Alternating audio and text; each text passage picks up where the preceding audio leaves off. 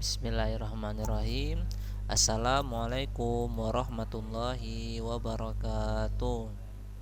Alhamdulillah, alhamdulillahilladzi hadana lihada wa ma kunna linahtadiya laula an hadanallah wa nasyhadu an la ilaha illallah wa nasyhadu anna Muhammadan abduhu wa rasuluh, amma ba'd.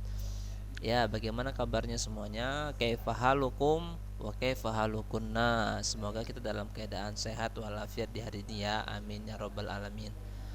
Oke, baik, di hari ini insya Allah kita akan belajar tentang materi akhlak yang sebelumnya kita sudah belajar ya, cara-cara bersyukur. Nanti bisa diulang lagi ya. Ada berapa cara bersyukur? Ya, apa yang pertama kalau kita lihat sebelum kita mulai ke materi baru, materi syukur, cara-cara bersyukur ya.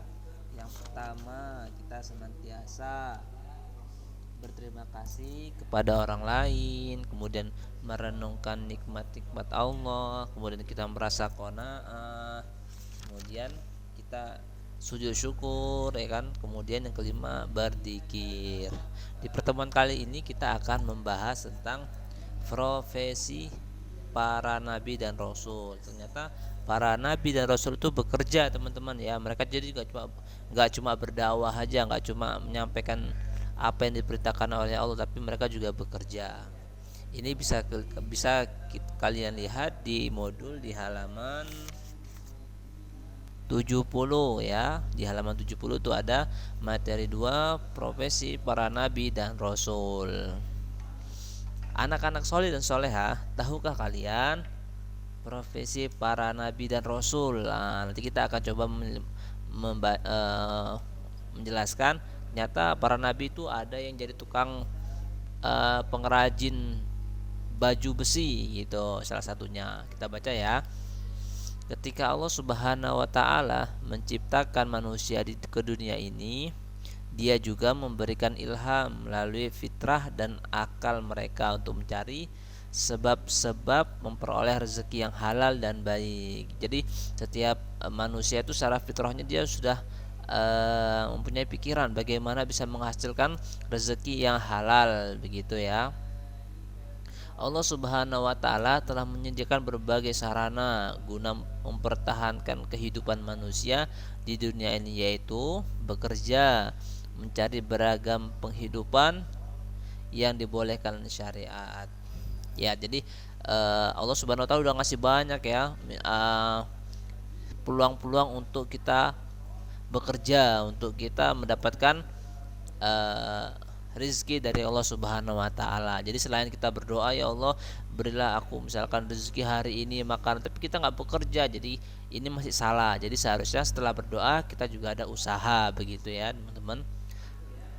Tuntutan fitrah ini tidak hanya berlaku pada umumnya manusia, melainkan berlaku pula atas manusia-manusia pilihan Allah Subhanahu wa taala ya.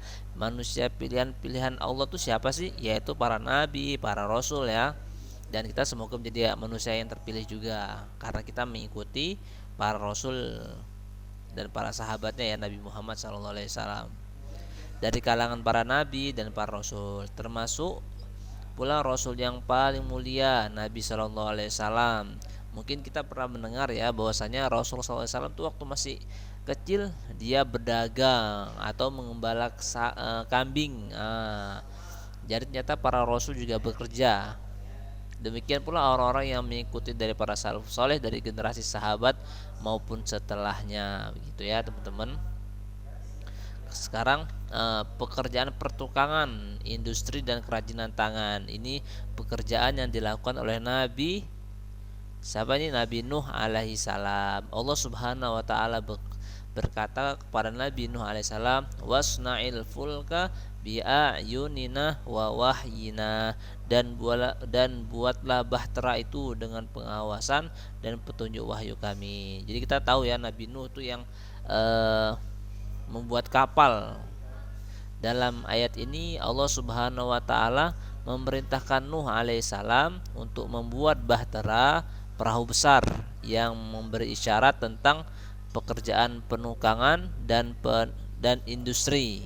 Artinya pekerjaan tukang dan industri merupakan salah satu jenis pekerjaan yang bisa dilakukan oleh manusia untuk dijadikan sebagai mata pencariannya. Jadi dari dulu sudah ada ya tukang-tukang buat kapal gitu. Jadi nggak sekarang aja banyak tukang buat rumah dan selain, dari dulu sudah ada ya. Kemudian Allah Subhanahu wa taala memberikan kemampuan berindustri membuat baju-baju besi. Nah, ini sekarang pembuatan baju-baju besi kepada Nabi Daud alaihissalam, sebagaimana Allah Subhanahu wa taala berfirman, wa alanna lahul hadid ani'mal sabighati wa qaddir fis sardi wa malu solihan inni bima ta'maluna basir. Dan artinya, dan kami telah melunakkan besi untuknya, yakni Daud alaihissalam, yaitu buatlah baju besi yang besar-besar dan ukurannya nyaman, dan kerjakanlah amal solih, sesungguhnya aku melihat apa yang kamu kerjakan. Ya, jadi teman-teman bisa tahu ya, ternyata Nabi Daud itu salah satu profesinya membuat baju besi.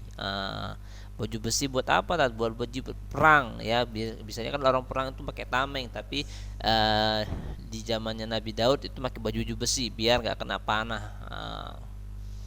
Kemudian dengan kemampuan yang Allah karuniakan itulah Nabi Daud alaihissalam menjadikan sebagai mata pencahariannya.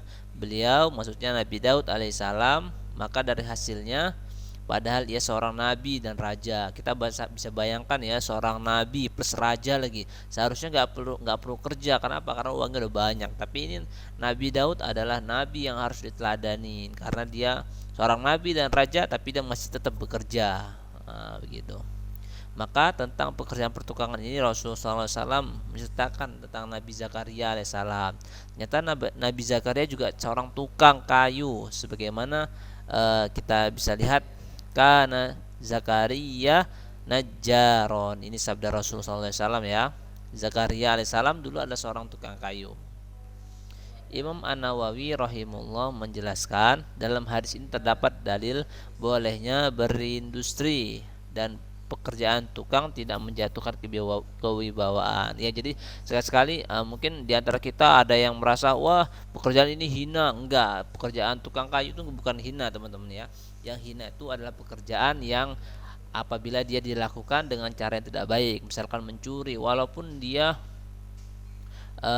seperti orang kantoran begitu, tapi sebenarnya dia pernah mencuri, jadi pekerjaannya yang mencuri itu yang hina begitu ya teman-teman.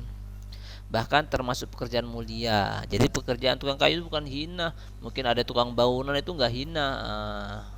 Mungkin ada yang tukang parkir nggak hina juga.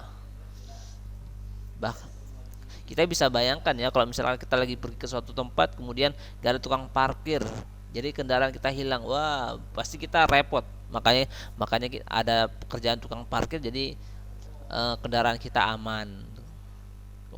Lanjut ya. Dalam hadis ini juga terdapat petunjuk tentang keutamaan Zakaria alaihissalam karena ia bekerja sebagai tukang dan makan dari hasil jerih payahnya. Jadi para nabi, para rasul itu bekerja untuk bisa makan dari hasilnya sendiri ya, bukan dari pemberian orang lain begitu ya. Dia bekerja kemudian mendapatkan hasilnya dan dijual, dan uangnya bisa untuk memberi makan keluarganya gitu ya. Ini pekerjaannya Nabi Zakaria, dan ada Nabi Daud, dan Nabi siapa tadi? Nabi Nuh alaihissalam. Jadi teman-teman sekarang sudah tahu nih apa pekerjaan para nabi dan rasul yang saya sebutkan. Semoga pertemuan yang kali ini bisa menambah wawasan kita ya, supaya kita tidak malas-malas lagi. Misalkan belajar, kalau dosa kalian harus belajar nih yang benar, jangan malah tidur-tiduran begitu ya. Digunakan waktu dengan sebaik mungkinnya, karena waktu sekarang nggak bisa terulang lagi. Misalkan hari ini kalian bisa belajar cara membuat makanan, mungkin besok kalian mau membuat hal yang sama seperti hari ini nggak bisa, karena mungkin karena sudah ada acara lain, agenda yang lain. Jadi oleh sebab itu mari kita gunakan waktu kita dengan sebaik mungkin. Oke, alhamdulillah telah selesai materi ini, kita tutup dengan doa kafaratul majelis. Subhanakallahumma wa bihamdika asyhadu alla ilaha illa anta astaghfiruka wa atubu ilaik. Assalamualaikum warahmatullahi wabarakatuh.